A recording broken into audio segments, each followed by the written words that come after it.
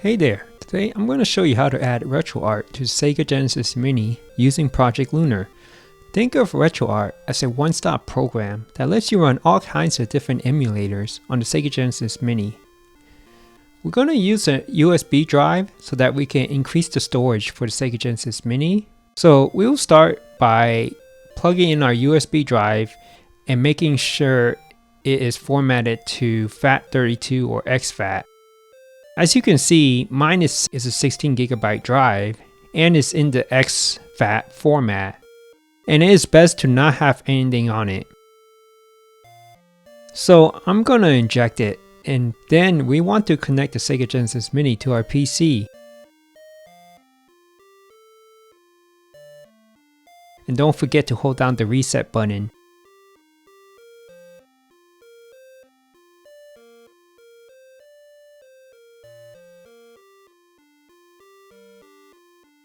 Plug USB drive to the second controller slot of the Sega Genesis Mini.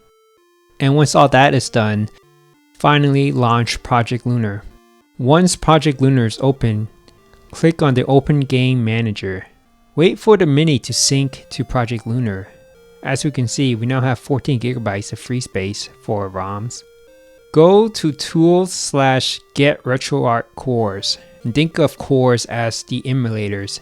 Project Lunar will take you to the website and it has a list of all the cores. Not all these cores will work, so I'm going to show you some of the more popular cores on the Sega Mini.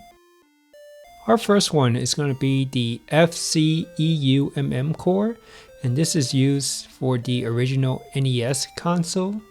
And we want to download the link ending in SO. The zip version just gives you the SO file zipped up. Our next one is going to be the Game BAT, and this is for the Game Boy Color. Now for the Game Boy Advance, we could use the GPSP core. However, it requires an additional file called a BIOS file that you will need to find online because it's considered piracy. If you don't want to go for all that, you can use another Game Boy Advance core called MGBA.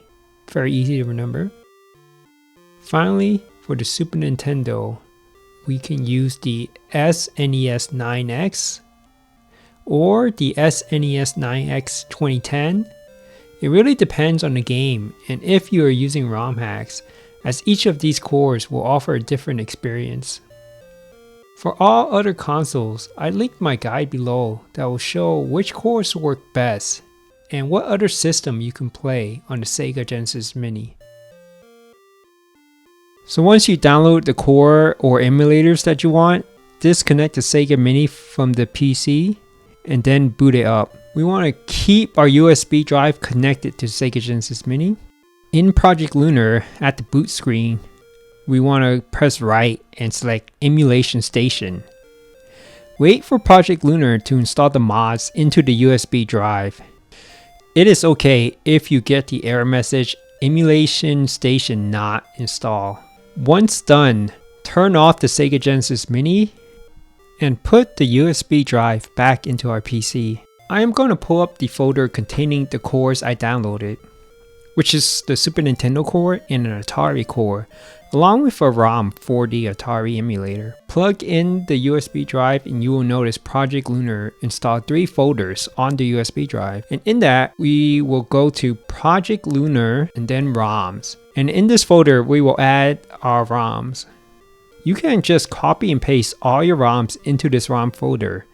It's not necessary to create separate folders for each ROM. Then go back out to the Project Lunar folder and go into Retroarch and then cores. And then this is where we'll copy and paste our cores/emulators. Next, we need to go into our Sega Genesis Mini again. So I'm going to inject the USB drive. Once back in the boot menu, we will press left this time to go into Retroarch. In Retroarch, go to Load Content, Media, Project Lunar, and then finally ROMs.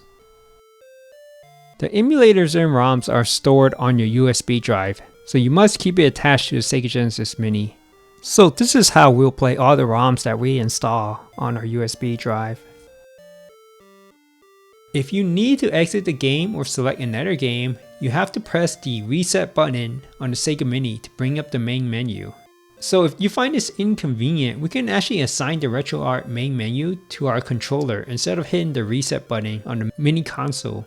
First, press the back button to go back and go down to settings. Go to input and scroll all the way down to hotkey binds.